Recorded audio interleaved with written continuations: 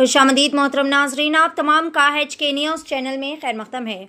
बसवा कल्याण तालुका में आज दलित संघर्ष समिति अंबेडकर वार्ड DSS तालुका के सदर महादेव गायकवाड़ ने एक प्रेस कॉन्फ्रेंस करते हुए कहा कि बसवा कल्याण तालुका में सरकारी मुलाजिम नीलंबिका कॉलेज के प्रिंसिपल अशोक रेड्डी और बसवा कल्याण वेटरनरी ऑफिसर आनंद पाटिल सरकारी मुलाजिम होने के बावजूद भी RSS की राह चलन में शामिल हो रहे हैं। महादेव गायकवाड़ ने हुकूमत से इन दोनों ऑफिसरान को मुअत्तल करने का किया मुतालबा और कहा कि अगर इन दोनों को मुअत्तल नहीं किया जाएगा तो आने वाले दिनों में DSS तंजीम तालुका, जिला और रियासत में एजिटेशन मुनज़्ज़म करेगी। और फिर महादेव गायकवाड़ ने मीडिया से तमाम तर तफसीलात भी बताई।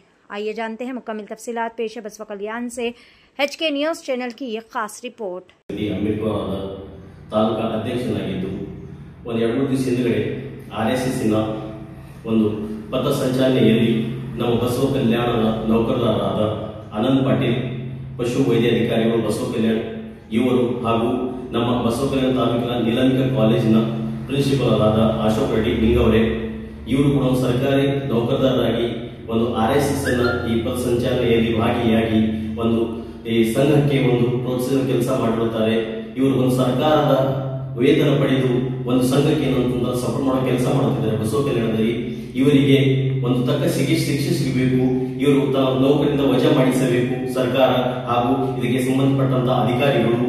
ನಾವು ಈ ರೀತಿ ಈ ಇವರಿಗೆ ಕಠಿಣವಾದ ಒಂದು ಸೂಕ್ತವಾದ ಕ್ರಮ ಕೈಗೊಂಡಿಲ್ಲ ನಾವು ತಾಲೂಕಿನಲ್ಲಿ, ಜಿಲ್ಲೆಯಲ್ಲಿ, ಒಂದು ರಾಜ್ಯದಲ್ಲಿ ನಮ್ಮ ಸಂಘಟನೆ ವತಿಯಿಂದ ಬಹಳ ದೊಡ್ಡ ಪ್ರಮಾಣದ ಏನಪ್ಪಾ ಅಂತಂದ್ರ ಒಂದು ಸ್ಟ್ರೈಕ್ ಮಾಡ್ತೀವಿ ಅಂತ ಹೇಳಿ ಈ ಮೀಡಿಯಾ ಮುಖಾಂತರ ಹೇಳುತ್ತೇನೆ। ಅದೇ ರೀತಿಯಾಗಿ ಮೊನ್ನೆ ನಮ್ಮ ಬಸವ ಕಲ್ಯಾಣದಲ್ಲಿ ಮಾನ್ಯ ಶಾಸಕರು ಬೆಳೆಯ ಪರಿಹಾರದ ಬಗ್ಗೆ ಒಂದು ಪ್ರತಿಭಟನೆ ಮಾಡಿರುತ್ತಾರೆ। ಈ ವಿಷಯದ ಬಗ್ಗೆ ಒಂದು ತಿಂಗಳ ಹಿಂದೆ CM ಅವರಿಗೆ ಜಯಸಿಂಗ್ ಅವರು ಒಂದು ಮನವಿ ಬರೆದಿದ್ದಾರೆ ಬೆಳೆ ಹಾನಿ ಬಗ್ಗೆ। ಅದೇ ರೀತಿಯಾಗಿ ಶಾಸಕ ಪ್ರತಿಭಟನೆ 4 ದಿನ ಮುಂಚೆಯೇ ನಮ್ಮ ಸಚಿವರಾದ ಈಶ್ವರ್ ಖಂಡ್ರೆ ಸಾಹೇಬರು ಬೆಳೆ ಹಾನಿಯ ಪರಿಹಾರ ಧನ 3,000 ಕೋಟಿ ಬಿಡುಗಡೆ ಆಗಿರುವ ಬಗ್ಗೆ ಏನಂತಂದ್ರೆ ಮೀಡಿಯಾದಲ್ಲಿ ಹೇಳಿರುತ್ತಾರೆ। ಆದರೂ ಕೂಡ ಇವರು ಒಂದು ನಮ್ಮ ಬಸವ ಕಲ್ಯಾಣದ ರೈತರಿಗೆ ತಗೊಂಡು ಒಂದು ಪ್ರತಿಭಟನೆಯನ್ನು ಮಾಡಿರುತ್ತಾರೆ। ಆ ಪ್ರತಿಭಟನೆಯಲ್ಲಿ ಚಪ್ಪ ಹೊಡ್ಕೊಳ್ಳೋದು, ಆಮೇಲೆ ಏನನ್ನು ಹುಚ್ಚುಸ್ತರ ಮಾಡೋ ಕೆಲಸ ಮಾಡಿರುತ್ತಾರೆ। ಇವರು ನಮ್ಮ ಬಸವ ಕಲ್ಯಾಣದಲ್ಲಿ ಯಾವ್ದಾದ್ರು ಅಭಿವೃದ್ಧಿ ಕೆಲಸ ಮಾಡಿದ ಇವರು ಬರೀ ಏನಂತ ಹಳ್ಳ ಹಾರುವುದು, ಹಾವು ಹಿಡಿಯುವುದು, ಒಂದು ಜಾತಿ ಬಗ್ಗೆ ಜಗಳ ಹಚ್ಚುವುದು, ಒಂದು ಜಾತಿ ನಿಂದನೆ ಮಾಡುವುದು, ಮುಸ್ಲಿಂ ಎಂಬುದು, ಹಿಂದೂ ಎಂಬುದು, ಹಾಗೆ ಏನಂತಂದ್ರ ಒಂದು ಯಾವುದೇ ಒಂದು ವಿಷಯ ಟೋಟಲ್ ಆಗಿ ನಮ್ಮ ಬಸವ ಕಲ್ಯಾಣದಲ್ಲಿ ಶಾಸಕರು ಬಂದಿರುವುದು ಒಂದು ಗೋಹತ್ಯೆ ಬಗ್ಗೆ ಮಾತಾಡ್ತಾರ, ಮುಸ್ಲಿಮರಿಗೆ ಈ ರೀತಿ ಮಾತಾಡ್ತಾರ। ಒಟ್ಟಾರೆ ಬಸವ ಜಾತಿವಾದ ವ್ಯವಸ್ಥೆ ಏನಂತಂದ್ರ ಈ ಬಸವಣ್ಣ ನಾಡಿನಲ್ಲಿ ಒಂದು ವ್ಯವಸ್ಥೆಯನ್ನು ಮಾಡುತ್ತಿದ್ದಾರೆ। ಇವರಿಗೆ ಶಾಸಕರು ಬಸವ ಕಲ್ಯಾಣ ರೈತರಿಗೆ ಒಂದು ಯಾವ್ದಾದ್ರು ಒಂದು ಹೊಲಕ್ಕೆ ಹೋಗಿ ಭೇಟಿಯಾಗಿ ಒಂದು ಬೆಳೆಯನ್ನು ಹಾನಿಯ ಬಗ್ಗೆ ಏನಂತ ವೀಕ್ಷಣೆ ಮಾಡಿಲ್ಲ। ಆಮೇಲೆ ನಮ್ಮ ಬಿಹಾರ ಮತ್ತು ರಾಜಸ್ಥಾನದಲ್ಲಿ ಬೆಳೆ ಪ್ರವಾಹದಿಂದ ಅಲ್ಲಿ ಬೆಳೆ ಹಾನಿ ಆಗಿದ್ದರೆ ಅಲ್ಲಿ ಏನಂತಂದ್ರ ಕೇಂದ್ರದಿಂದ NDRF ಮತ್ತು SDRF ದಿಂದ ಹಣಗಳನ್ನು ಬಿಡುಗಡೆ ಮಾಡಿ ಆ ರಾಜ್ಯಕ್ಕೆ ಏನಂತಂದ್ರ ಒಂದು ಪರಿಹಾರ ಧನವನ್ನು ಕೊಟ್ಟು ಒಂದು ವ್ಯವಸ್ಥೆ ಮಾಡಿರ್ತಾರೆ। ಆದ್ರೆ ನಮ್ಮ ಬಸವ ಕಲ್ಯಾಣದ ಶಾಸಕರು ಕೇಂದ್ರ ಸರ್ಕಾರದಲ್ಲಿ ಬಿಜೆಪಿ ಸರ್ಕಾರ, ಇವರು ಸರ್ಕಾರ ಇದೆ, ಆ ಸರ್ಕಾರಕ್ಕೆ ಏನಪ್ಪಾ ಅಂತಂದ್ರ NDRF ಮತ್ತು SDRF ಏನಪ್ಪಾ ಅಂತಂದ್ರ ಒಂದು ಮನೆ ಪತ್ರ ಕೂಡ ಬಂದಿಲ್ಲ।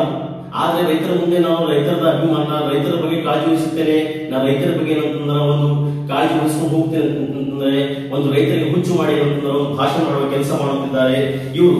ಬಸವ ಕಲ್ಯಾಣದಲ್ಲಿ ಹೋದ ಇದರಲ್ಲಿ ಬಕ್ರೀದ್ನಲ್ಲಿ ಒಂದು ಗೋಹತ್ಯೆ ಮಾಡುವ ಬಗ್ಗೆ ಮಾತಾಡುತ್ತಾರೆ।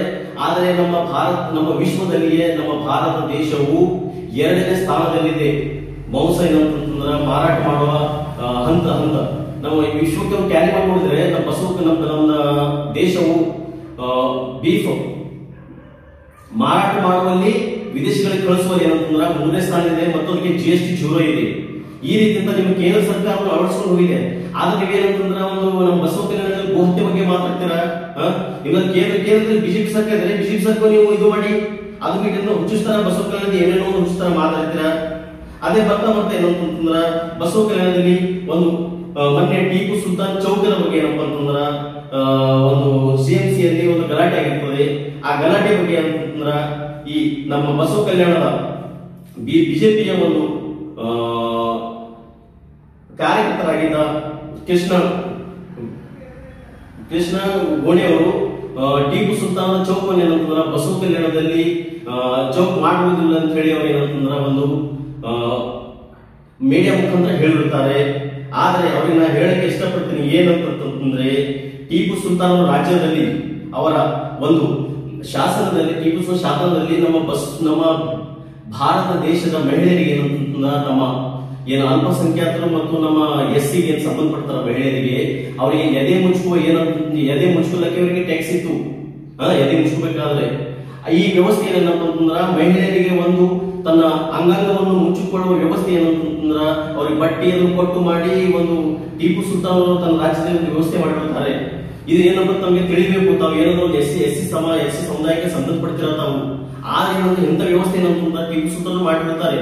ನಮ್ಮ ಭಾರತ ದೇಶಕ್ಕೆ ಒಂದು ಮುಸ್ಲಿಂ ಜನಾಂಗದ ಬಹಳಷ್ಟು ಕೊಡುಗೆ, ಅದರ ಬಗ್ಗೆ ಸ್ವಲ್ಪ ತಾವು ಏನಂತಂದ್ರ ಗಮನ ಹರಿಸಿ.